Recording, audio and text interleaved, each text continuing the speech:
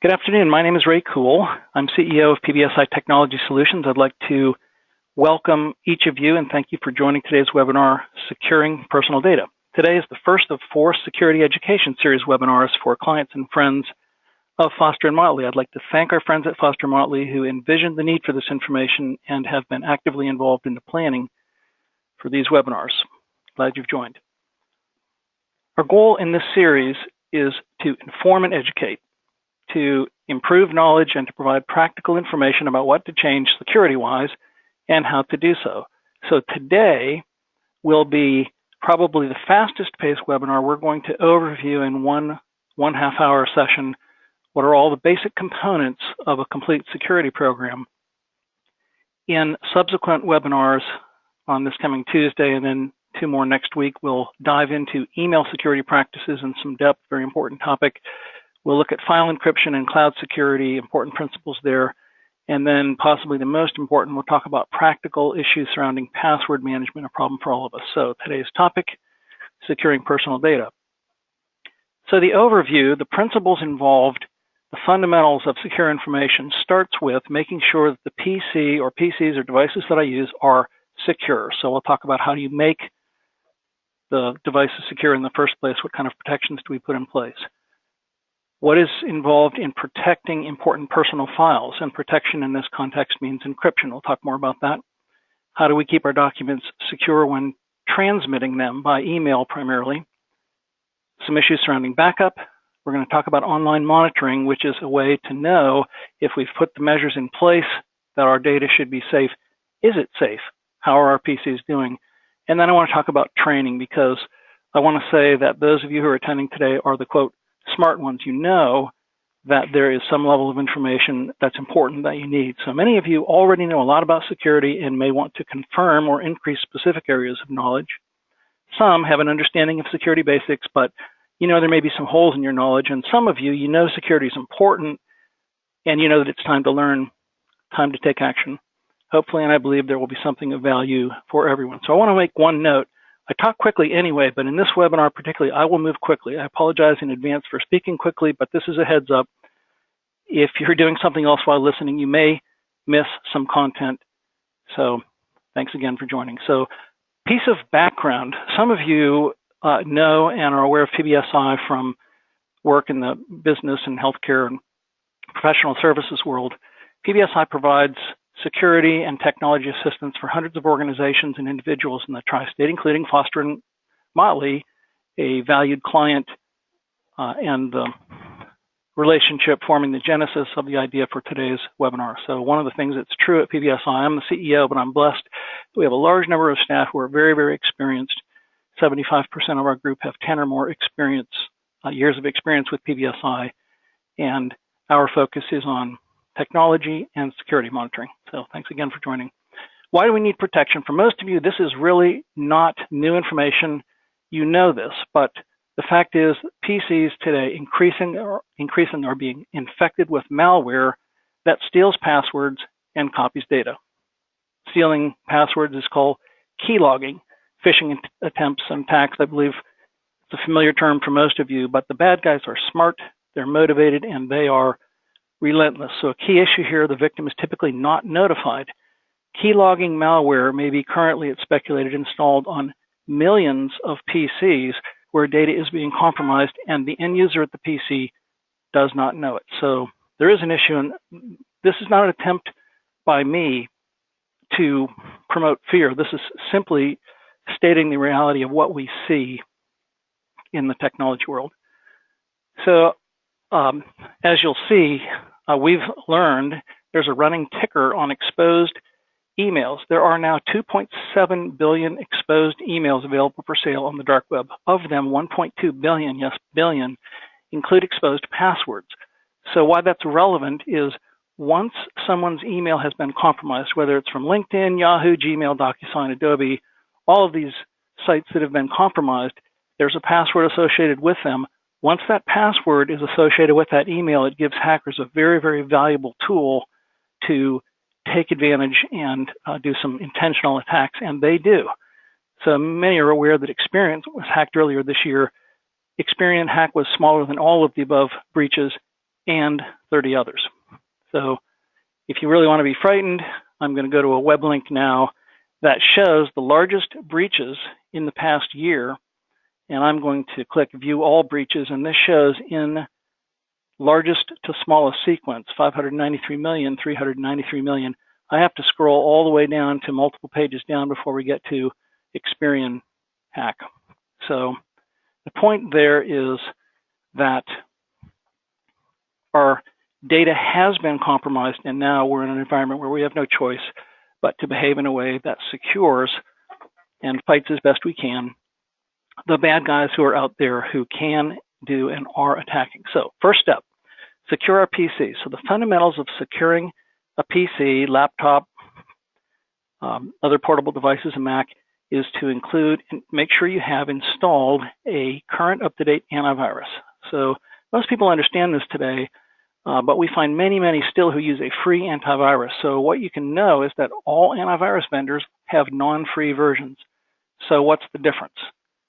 So the point there is a difference between the non-free and the free version.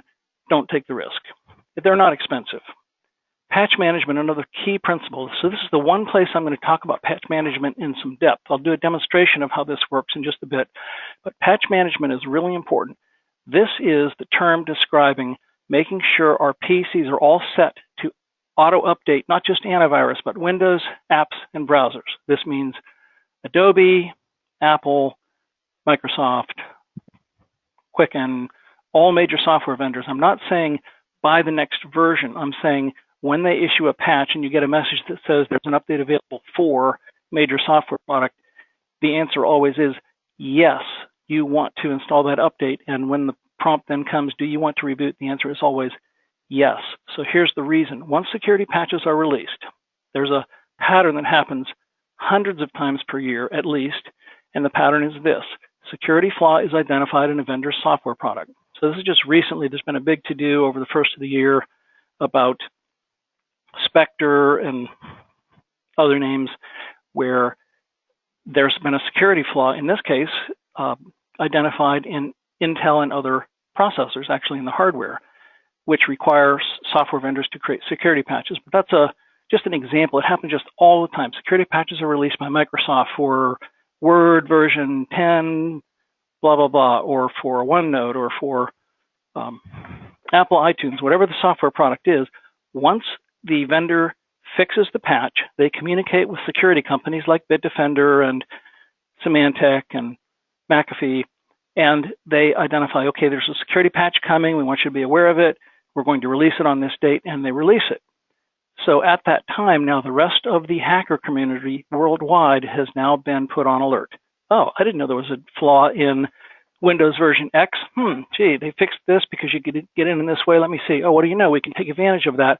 And immediately the race is on where hackers are going to begin sending probes to every IP address they can find worldwide to find if there's a door that is open and they can install their keylogging, phishing, or ransomware software.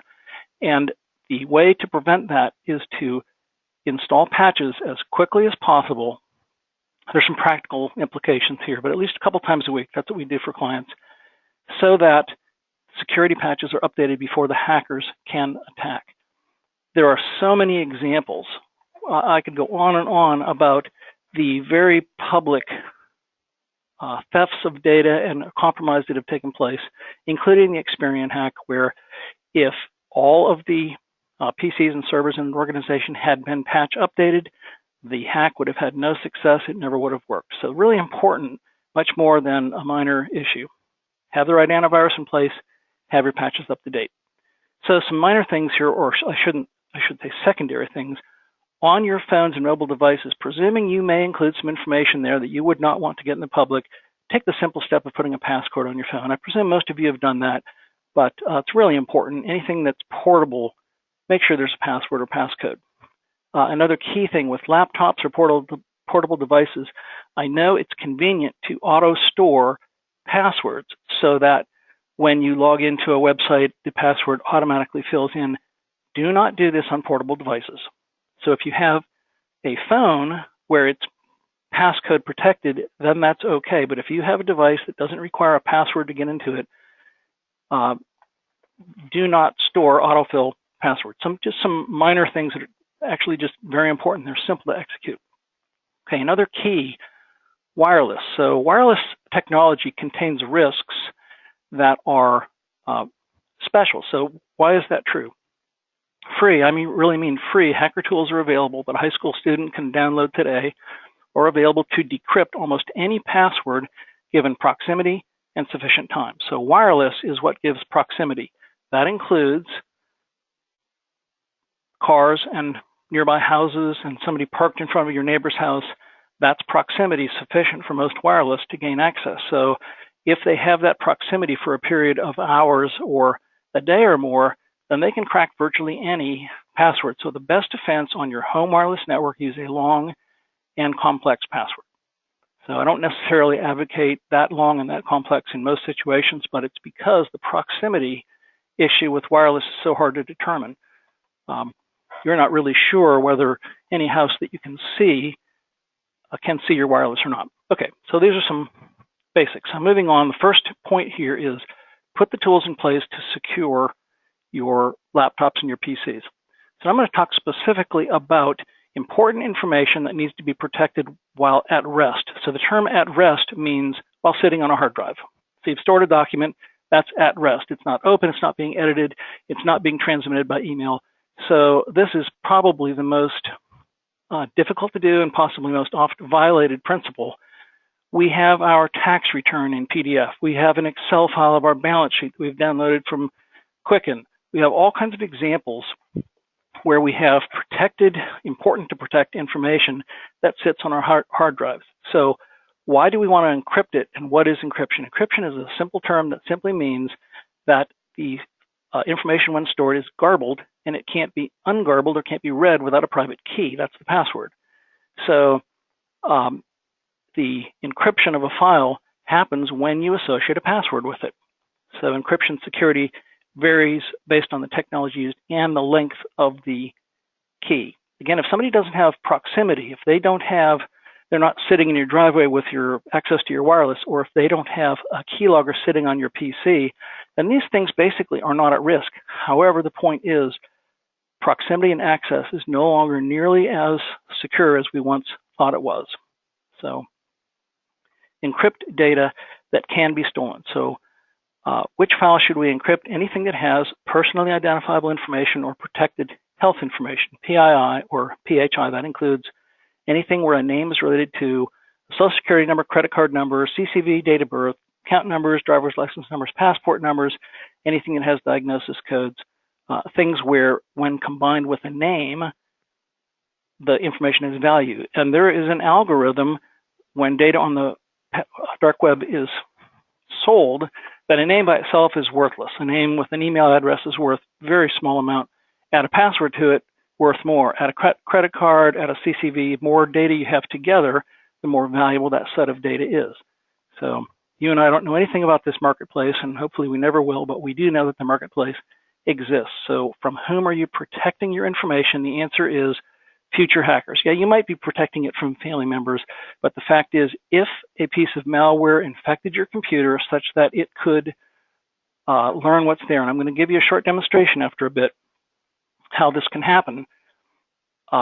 What could they learn? What could they steal? And you know to what extent the keys to the kingdom, quote, are stored in information on your PC. The more the, quote, keys to the kingdom are stored, the more you want to protect that by encryption. So first point is at rest, store files with passwords. And it's a really simple thing to do. If you know how to do this, there's in the third webinar this week, we're going to go through a workshop on how to encrypt, and we're going to go through a demonstrated example how to encrypt a file. But it's very simple. You save it with the password, and as long as the password is sufficient, you have encrypted, you've protected that document at rest. So now we go to transmitting files, far more vulnerable. The likelihood that somebody can access and will access my PC, it's there, but it's not in the same level. When I send an attachment to an email, or if I send text in an email with a social security number or something like that, That passes through the internet, and you may think this is magic and this would never happen, but there are programs out there that interpret every flow of data looking for something that looks like it might be useful, Social Security numbers, dates of birth, and so forth. And when they see a stream of data, they can capture, copy, and interpret. They cannot do that if the file is encrypted. So encrypt email attachments. So information that you're sending to your accountant, to Foster and Motley, there are very predictable places and times when we email information that is potentially worthwhile to a hacker, and it's then we need to pay attention and make sure our emails are encrypted. So there are 3 ways to protect email. One is to encrypt attachments. That means store the file I'm about to send with a password, and then send the file as an attachment in the email and communicate to the recipient in the email via a different medium. Don't send them an email saying the email I just sent you has this password. Send them a text, give them a voice message, or in some way hide. So it's just a very bad idea to send information and the password along with it. But an encrypted attachment is one way it works. So better is to encrypt the email. So no email is encrypted out of the box. So there are certain versions of Office 365. If you pay a couple dollars a month more for Office 365, or there are other services that range from a few dollars to $20 a month per email address that allow you to place encryption in an email. So there are all kinds of choices, but the point is standard email. If you have Gmail or using Outlook, you don't have the ability to encrypt your email unless you have a specific add-on software product. It's simple to do, and highly recommend this. Just install the tools to allow you to do this. You can encrypt the attachment or encrypt the email or use a secured file sharing site. So Foster and Motley has thought long and hard about how to keep clients' data secure. So for quite a long time, they've provided this tool called Client Vault. And if you're not familiar how to use Client Vault, get in touch with your Foster and Motley associate, and you can get descriptions how to do this. But it allows basically you to set up a secure VPN. That's a virtual private network. It's a tunnel that is encrypted so that once you connect to Client Vault, you can transfer files there and let Foster and Motley know that it's there. So it's a very secure provision that doesn't cause you to need to attempt encrypt attachments or email. So the point is, don't send unsecure documents via email. So encrypt at rest, and very important, encrypt during transmission. So we protect our PCs, we protect our data, and this is very simple. Hopefully everyone listening already backs up all your documents, but I can tell you in 30 years in the technology business, there is such rampant disregard. People say, yeah, I know it's important, and I back up, but when is the last time you backed up? So a couple of things here. You do not want to be, like has not happened very frequently, but probably on the order of once a year, we get a call from a client and, oh my gosh, I thought I was backing up. I realized it wasn't working. My hard drive failed. And you don't want to be that person or in that situation. So fortunately, this is very inexpensive to accomplish. There are multiple ways to back up, and we'll dive into this in another session in some more detail. But you can back up locally to a removable drive, you can back up to the cloud, or you can back up to both. So I'll show a short demonstration of how cloud backup can be a very useful medium. So protect our PCs, protect our files, make sure we have backups. So I'm now going to demonstrate something that we call online security monitoring. So the point here is we put the tools in place to make sure that our data is protected, but then how do we know if they're working? So the good news here, there is an inexpensive and readily available method. PBSI is not the only company to do online security monitoring, but I'm going to show you how this would work and what it would do. The idea of online security monitoring is you set up a relationship where a vendor places an agent on your PC. That agent now publishes to a secure website every 15 minutes or every hour various information about what's going on your PC so that a technician force can securely see the status of several important areas. So vulnerability scanning, patch management, data breach scanning, and online backup monitoring are all a part of this.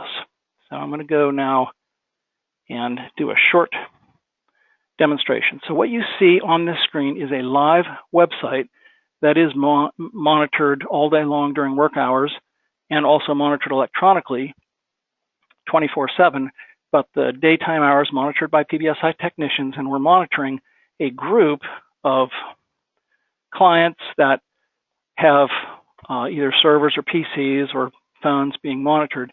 What I have done in this case, on the left-hand side, we select which client. So if I were a PBSI technician, which I'm not, the selection on the left-hand side would be all clients. So the things displayed on the top panel, the north panel, would be all the problem servers or PCs at all clients. So in this case, these are all, I've selected workstations on the north panel, the top panel here. Here are all the PCs at PBSI, and a technician can click on one of these, and once a PC is selected in the north panel, the south panel describes all the details about that PC.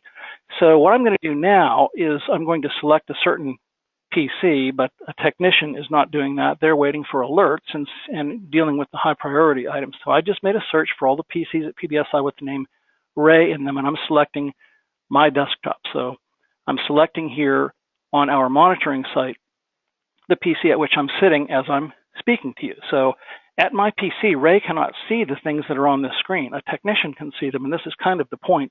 I don't want to have to hassle with looking at this and seeing if everything's okay. I want somebody to do it for me, and since it's very inexpensive, it's a perfect opportunity where somebody who's focused on this will do the job more effectively, certainly for a lot less money, and get the hassle out of my court. So when we select Ray's PC, down here in the south panel, there are a number of things, some of them hardware related. Hard drive space is getting smaller, service checks.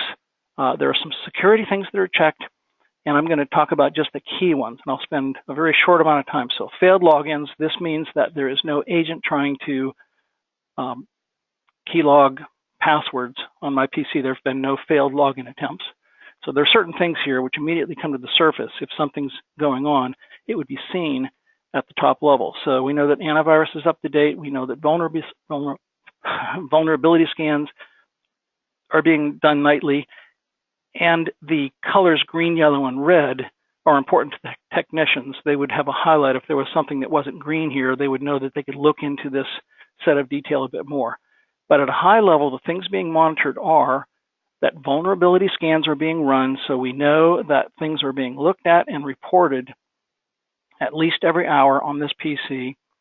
We know that patches are up to date. So here's a case where there have been a bunch of patches installed on Ray's PC because these happen automatically, and there are these 5 that are pending. As I mentioned, we do patch updates twice a week automatically on Tuesday evenings and Saturday evenings. So if you were to come to Thursday's webinar, you'd see this list will look different. So these have been selected for, and they'll be updated on Tuesday evening. So that's all good.